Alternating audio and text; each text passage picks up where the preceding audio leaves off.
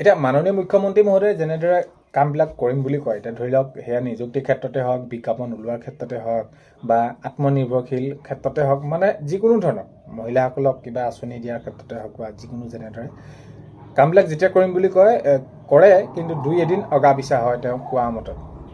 কিন্তু এতিয়া কথাটো হ'ল কি, অংগনবাদী যিসকলক যি এককালীন তেনেদৰে দিয়াৰ কথা কৈছিলে 2 লাখকৈ টকা, অংগনবাদী হওক, আশাকৰ্মীসকল হওক, ৰন্ধনকৰ্মীসকল হওক, তো তেওঁলোকক এককালীনকৈ 2 লাখ টকা দিয়াৰ কথা কৈছিলে, সেইটো কি হ'ল এতিয়া?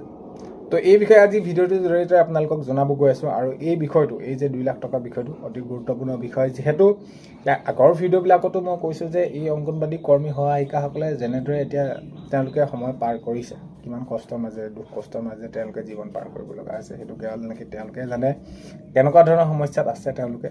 তো বাৰু যি কি নহওক, আপোনালোকক নতুন এটা ভিডিঅ'লৈ স্বাগতম জনাইছোঁ। আশা কৰিছোঁ নিশ্চয় আপোনালোক সকলো ভালে আছে, ভালে থাকক।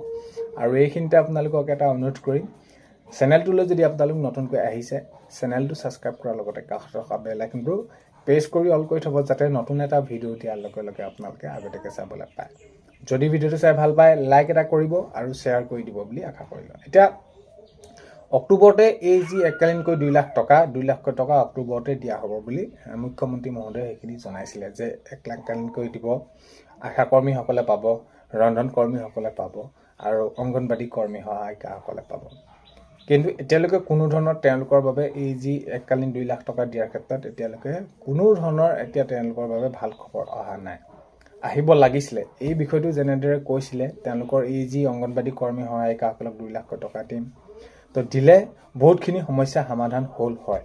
এতিয়া আজি তেওঁলোকে বছৰ বছৰ ধৰি তেওঁলোকে নিজৰ প্ৰাপ্যখিনি পাবৰ বাবে আন্দোলন কৰিলে, ৰাজপথত তেওঁলোকে সেইখিনি প্ৰতিবাদ কৰিলে, তাৰ পাছত তেওঁলোকৰ সামান্যতম তেওঁলোকৰ মাননি বৃদ্ধি হ'ল, অৰ্থাৎ আপোনালোকৰ এই যি মাননি বৃদ্ধি হ'ল। তো কিন্তু কথাটো হ'ল কি, এই যি বৃদ্ধি আপোনালোকৰ সমস্যাখিনি সমাধান কৰিব নোৱাৰে।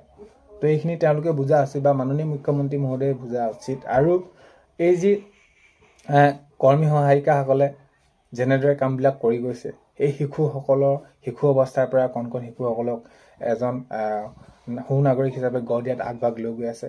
তো এই যে এতিয়া নতুন বছৰ আহিব, বিহু আহিব, এইখিনি ক্ষেত্ৰত কিমান প্ৰত্যেকটো সমস্যাৰ হাতৰে যুঁজিবৰ বাবে কিমান প্ৰয়োজন, অৰ্থৰ প্ৰয়োজন প্ৰত্যেকটো ক্ষেত্ৰতে।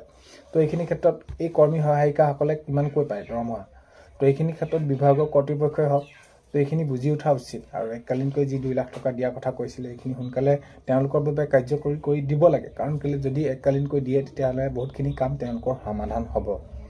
আৰু যিহেতু এতিয়া ধৰি লওক কোনোবা অৱসৰ গ্ৰহণ কৰিবলৈ বহুত বেছি দিন নাই, অৱসৰ গ্ৰহণ কৰিব, তাৰপিছত তেওঁলোকৰ অৱস্থাটো কি হ'ব?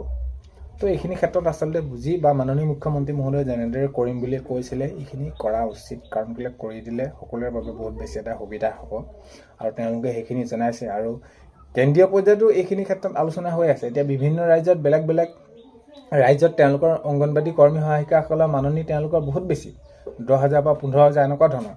কিন্তু আমাৰ ইয়াতহে ধৰি লওক এনেকুৱা ধৰণৰ এটা হৈছে। আৰু এইখিনি ক্ষেত্ৰত ইমানখিনি এবাৰ বৃদ্ধি হ'ল।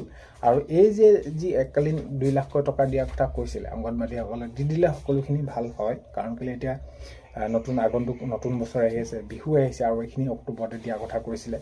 তো নতুনকৈ যদি এই যি এককালীন 2 লাখ টকা দিয়াৰ ক্ষেত্ৰত যদি ভাল ব্যৱস্থা গ্ৰহণ কৰি দিয়ে, তেতিয়াহ'লে নিশ্চয় এই অংগনবাদী কৰ্মী সহায়িকাসকল উপকৃত হ'ব। আৰু কেনেকুৱা ধৰণৰ কি হয়, মুঠৰ ওপৰত এইখিনি ক্ষেত্ৰত মাননীয় মুখ্যমন্ত্ৰী মহোদয়ে যদি গুৰুত্ব সহকাৰে কৰোঁ বুলি কৰে, তেনেহ'লে বহুত এটা বেছি দিন নালাগে যে ইমানখিনি তাৰিখত এই অংগনবাদী কৰ্মী সহায়িকাসকলক যে এককালীন 2 লাখ টকা দিয়া হ'ব বুলি এনেদৰে যদি ঘোষণা কৰে, বহুত সময় নালাগে। যিহেতু এতিয়া যদি আমি চাওঁ, প্ৰত্যেকটো দিশতে যুৱক যুৱতীসকলৰ বাবে, মহিলাসকলৰ বাবে আৰু তেনেদৰে সকলোখিনিৰ বাবে কামবিলাক কৰি আছে, ছাত্ৰ ছাত্ৰীসকলৰ বাবে।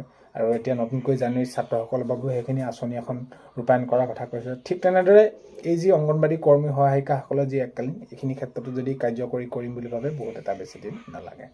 তো দেখা যাওক কেনেকুৱা ধৰণৰ কি হয়। আগন্তুক সময়ত খবৰসমূহ আহি থাকিলে নিশ্চয় আপোনালোকক ভিডিঅ'ৰ জৰিয়তে জনাম।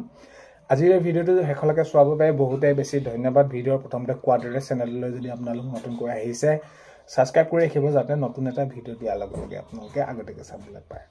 অন্য এটা ভিডিঅ'তে লগ পোৱাৰ আশাৰে আজিলৈ বাই।